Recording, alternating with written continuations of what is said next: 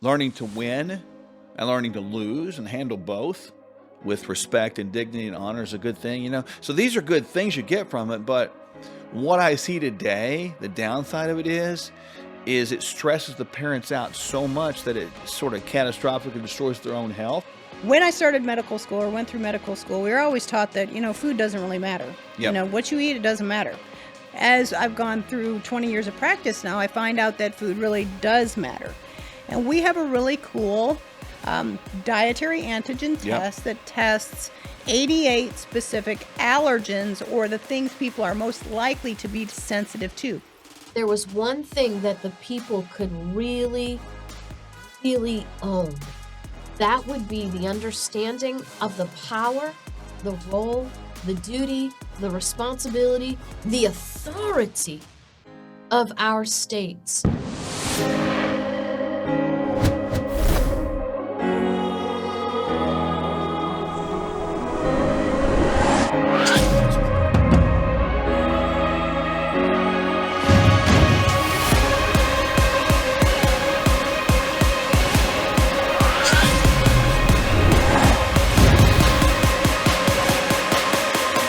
I've been asked a few questions by parents recently as we've seen sports become more and more in the lifestyles of children, which is great. But then I have parents asking me, how much is too much? How young is too young?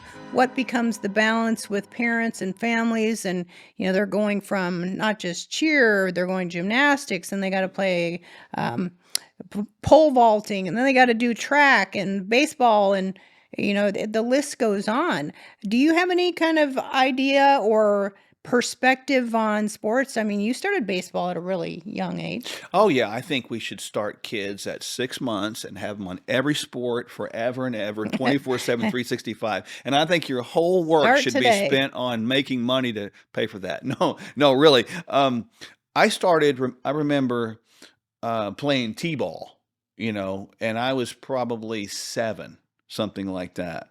And starting at that age is late today. I mean, today kids are starting at 3 3 or younger. or younger, and then there's all this push or emphasis on it. And I can tell you this, there's some benefits to that, and there's a lot of liabilities to that. And the liabilities I don't think people think about, but benefits, obviously, children being involved in team sports where it's not about, there's a dependence on you to do your job. And it's not all about you as a lone person. I think teamwork is good there. I think understanding that your coaches should be respected. In other words, people in authority, respect them. And I think probably too, activity, being better shape today we've talked about this before with obesity in children being today, like 1 in 4. Yes, getting them moving is better than sitting at the TV or You the bet. Xbox playing without moving. Yeah, and I think learning to win and learning to lose and handle both with respect and dignity and honor is a good thing. So these are good things you get from it, but what I see today, the downside of it is it stresses the parents out so much that it sort of catastrophically destroys their own health. I've seen that before. What am I supposed to do? I'm taking little Johnny these things, and all I have is fast food. I'm thinking, well, you're creating that. What is that tone setting for little Johnny, with little Johnny as he becomes Daddy Johnny and Husband Johnny, and what's he going to do with his kids or her kids? I mean, it becomes a problem over time. And how many people are, get right down to it, are they doing that so that little Johnny gets an athletic scholarship or becomes professional? Because look, that window is about that big. And 1 in what, 1 million or something like that? It's like not effectively the best goal to have, although I appreciate what athletics has done in my life in helping me work through those things, those benefits.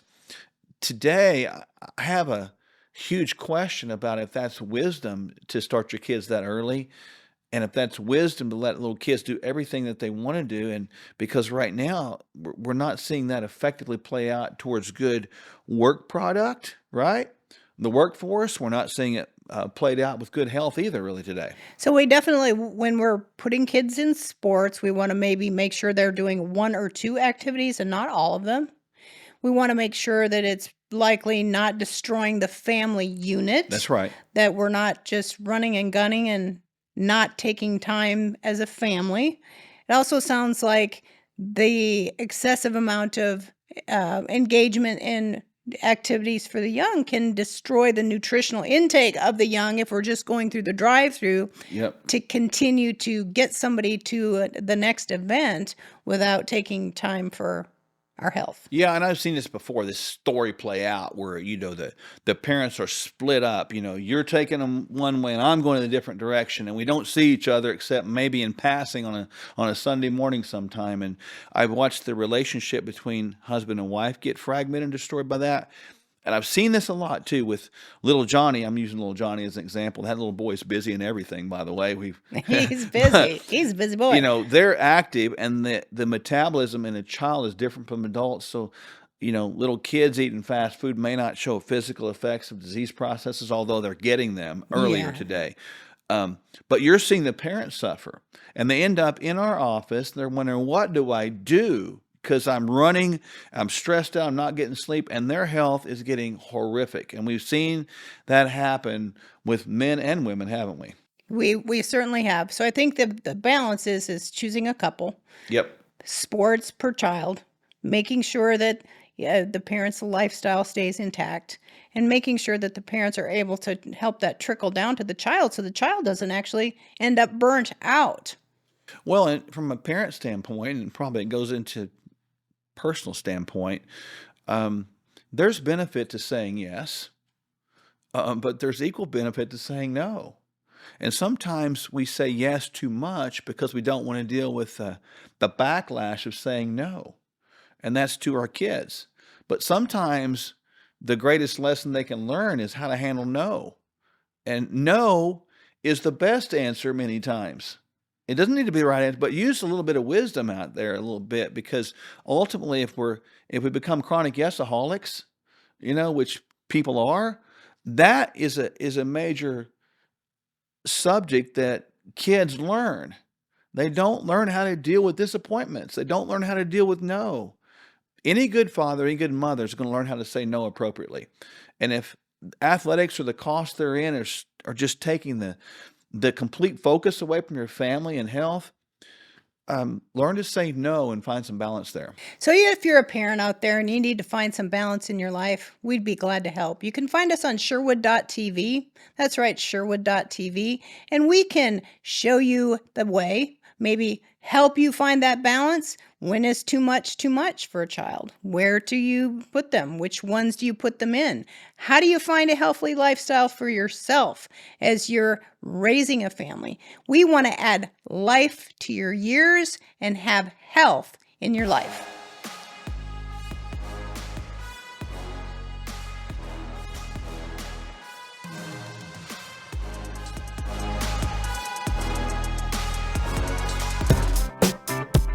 And when you navigate through these economies with people, here's what happens. We want to hold their hand through it, let them know when it's time to buy, sell, reallocate, get out of Dodge. Because a lot of times when you're struck with fear does two things. Number one, it can paralyze, and people just put their head in the sand and say, I'm just going to forget about it and hopefully it gets better. Or it causes you to make a wrong decision. And this is why we are here, is to help people navigate through the political quagmire nonsense that's going on, the economic malaise, and the absolute collapse that we're seeing. And when our freedoms are eroding, our political freedoms, our economic freedoms, our personal freedoms, our religious freedoms, our health freedoms, they're all tied together. But you know what doesn't need to erode with that? Our finances. KirkElliottPhD.com/Sherwood. There's a lot of talk these days about human enhancement. Terms like biohacking, bioharmonizing, biosynergizing, stacking, resilience, and anti-fragility. In our clinic, the Functional Medical Institute, we've been helping people of all shapes, sizes, and backgrounds improve their quality of their physiology and maximize their lives. So, you can follow the latest fads and gimmicks and maybe find some things that work for you. Or you can add Kingdom Fuel to your daily regimen right now. It's the simple start to a transformed life. Our unique meal shakes are balanced, low glycemic, rich in fiber with 20 grams of clean protein, essential vitamins and minerals, healthy fats, and organic fruits and vegetables. Kingdom Fuel is vegan with a complete amino acid profile. No gimmicks, just proven results. Start today at sherwood.tv/fuel.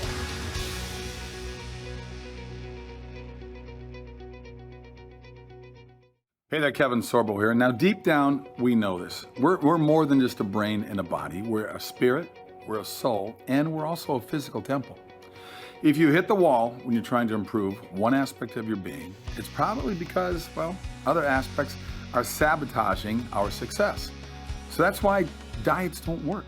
And frankly, why so much conventional wisdom from our so-called medical establishments falls flat. Doctors Michele and Mark Sherwood have a very different approach. I should know because I happen to be one of their patients. They address the whole person to get to know you, your challenges, and more importantly, what your goals are. Then they offer a complete plan that addresses your unique biology and your heart. They'll help you discover what you need to experience transformation. So find out more at sherwood.tv/Sorbo. That's sherwood.tv/Sorbo, or see the link before. Now, I'm heading for a workout. You should be going for a workout too. All right, guys. God bless.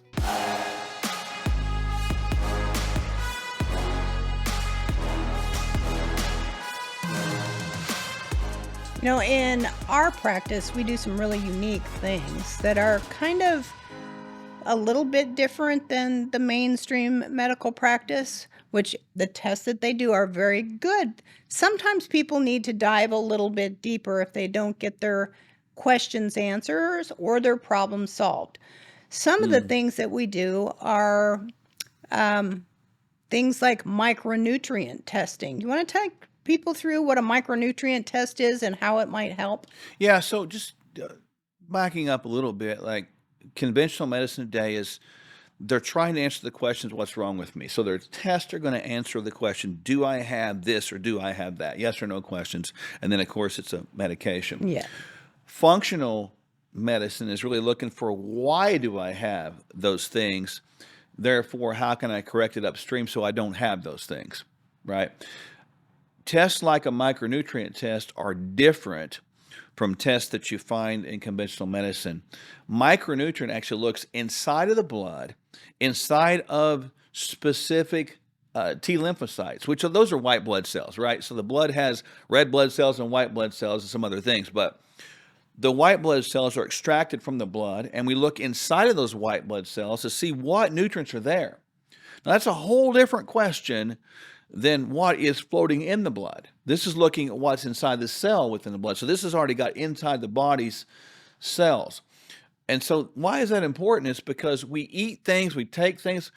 The supplement industry today is $152 billion. $152 billion. That's a lot. People take it. I don't even know how many zeros that is, but Yeah, that's a few. like a bunch of zeros.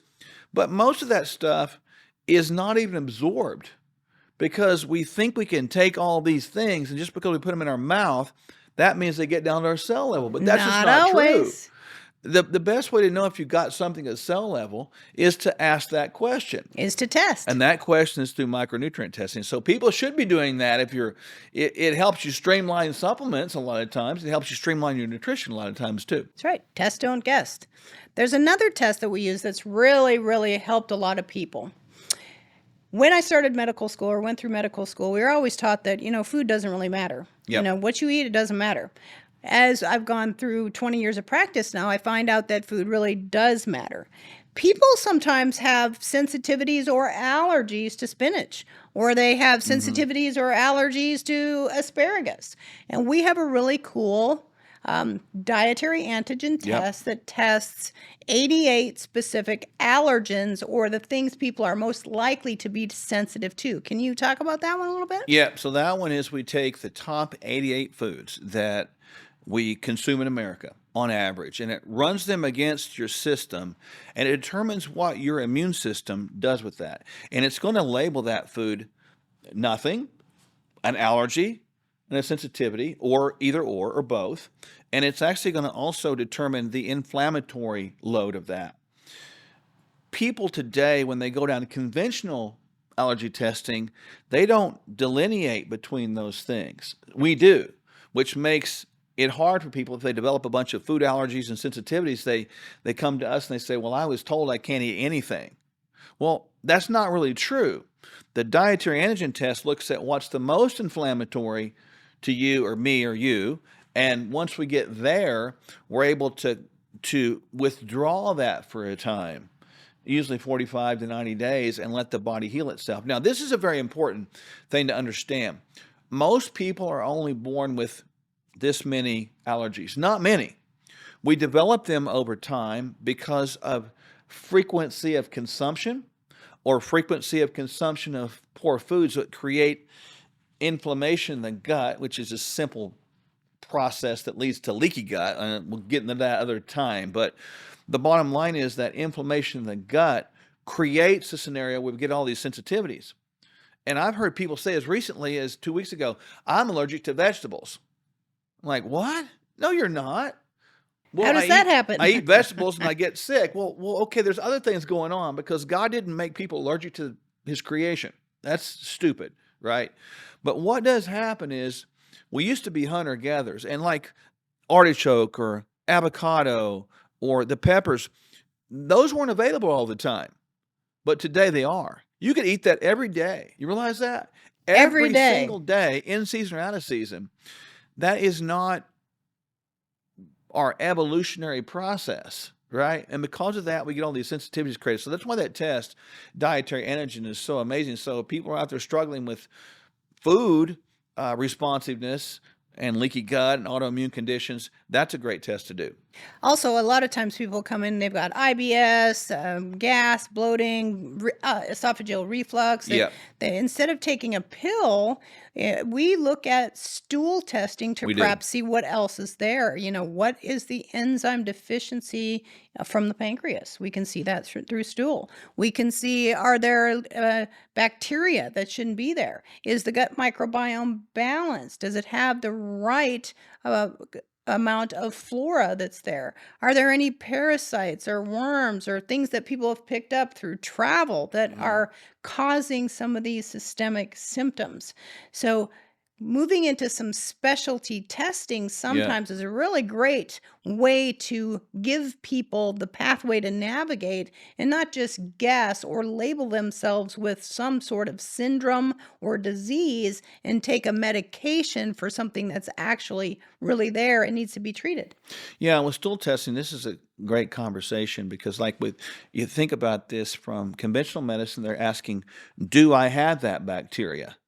And the way we do stool testing, for example, is we're looking for a bunch of different things. So it gives you a broad sense of information. I mean, there is a ton of different tests, and we just touched on 3, micronutrient, dietary antigen, and stool testing. I mean, we do a whole bunch more of those things like that. But you get the idea. If you're looking for the root cause of disease processes, what causes these symptoms and what leads to diseases, that's why these functional medicine tests are critically important. So look us up, Sherwood.tv, and we'll get you squared away with the right test to answer the right questions at the right times to get you well. What does our Constitution really mean, and how do we interpret it? Find out next with our constitutional attorney expert, Chris Ann Hall. Let's get real. Most emergency food is just as bad for you as any other choice in the standard American diet, and that's just sad. We don't just need food. We need highly nutritional food. We don't just want to survive food shortages. We are meant to thrive in adversity. Complete your daily nutrition and have shelf-stable Kingdom Fuel as a cornerstone of your food supply. Don't sacrifice your health or your taste buds. Stock up on Kingdom Fuel now. And when you navigate through these economies with people, here's what happens. We want to hold their hand through it, let them know when it's time to buy, sell, reallocate, get out of Dodge. Because a lot of times when you're struck with fear does 2 things. Number 1, it can paralyze, and people just put their head in the sand and say, I'm just going to forget about it and hopefully it gets better. Or it causes you to make a wrong decision. And this is why we are here, is to help people navigate through the political quagmire nonsense that's going on, the economic malaise, and the absolute collapse that we're seeing. And when our freedoms are eroding, our political freedoms, our economic freedoms, our personal freedoms, our religious freedoms, our health freedoms, they're all tied together. But you know what doesn't need to erode with that? Our finances. KirkElliottPhD.com/Sherwood. I know you are God. I can't believe I trusted you. I'm Michele. I'd love to work here. Do you have what it takes to be a champion? Yes, Master, I do.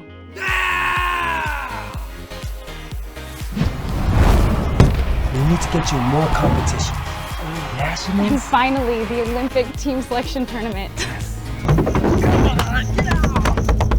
Did somebody try to hurt you again? Yes. But I don't think anyone will ever believe me. She's working on being a homeless Olympic champion, and now she has somebody footing the bill for college so she can become a doctor. We have to pray on the list so that in all of God's glory, each item on the list will come to a fruitful and gratifying beginning.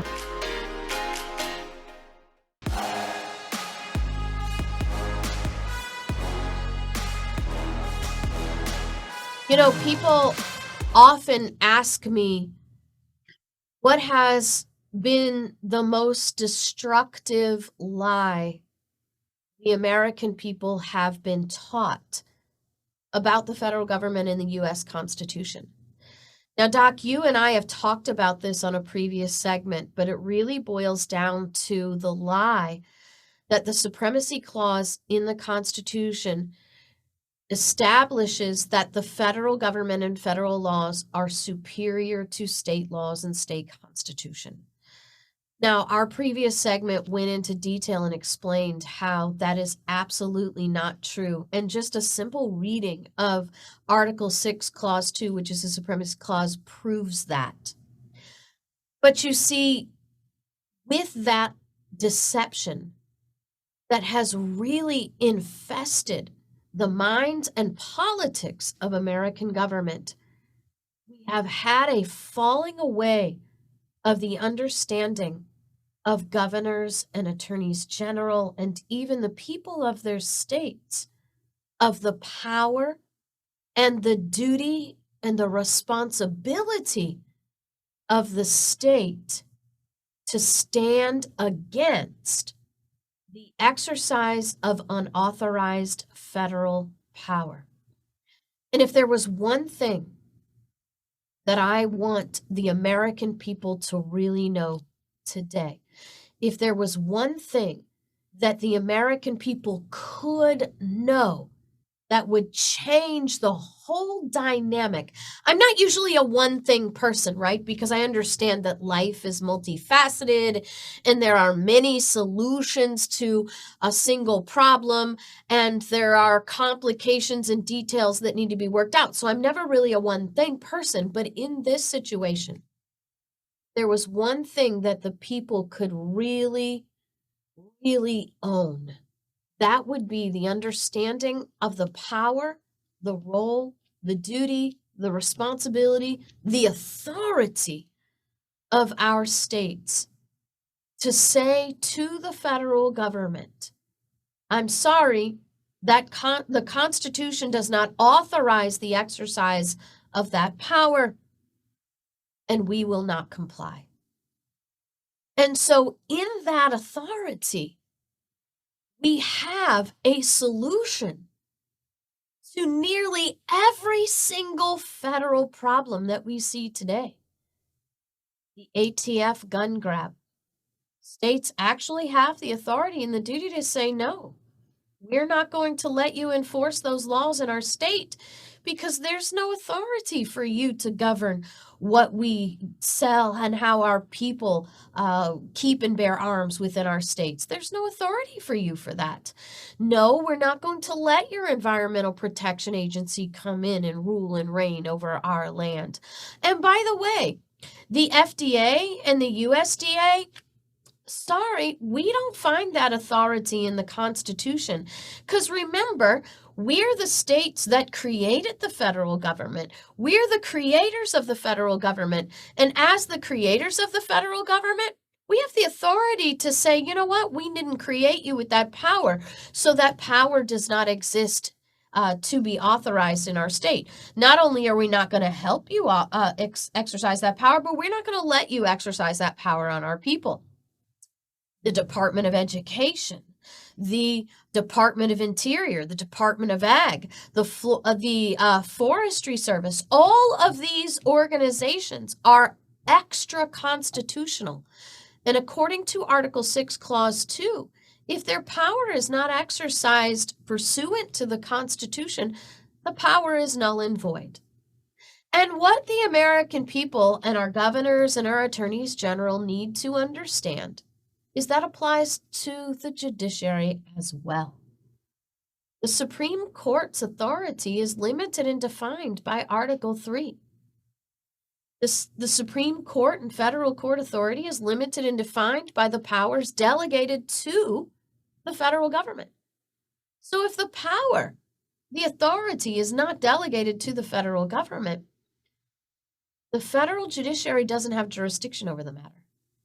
So if there is no authority for delegated to the federal government to rule and reign over what we eat, what we drink, what we smoke, what we ingest, what we wear, what we buy, what we sell, how we live, how do we use our resources in our states, all these things that happen internally in the state, then the Supreme Court has no jurisdiction over those matters either.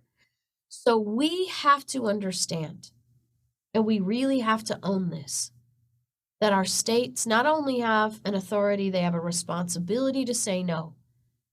And we have this information documented for you in our book, Sovereign Duty. We have this information documented for you in a film we call Non-Compliant Movie that can be found at noncompliantmovie.com.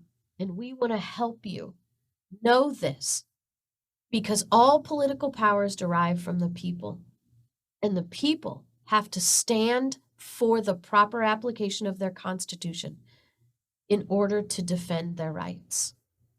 So thank you, Doc, for letting me bring this information to the people. There are many ways to come to this understanding. We want to help you with some of them, but that's the one thing I wish everybody would know right now.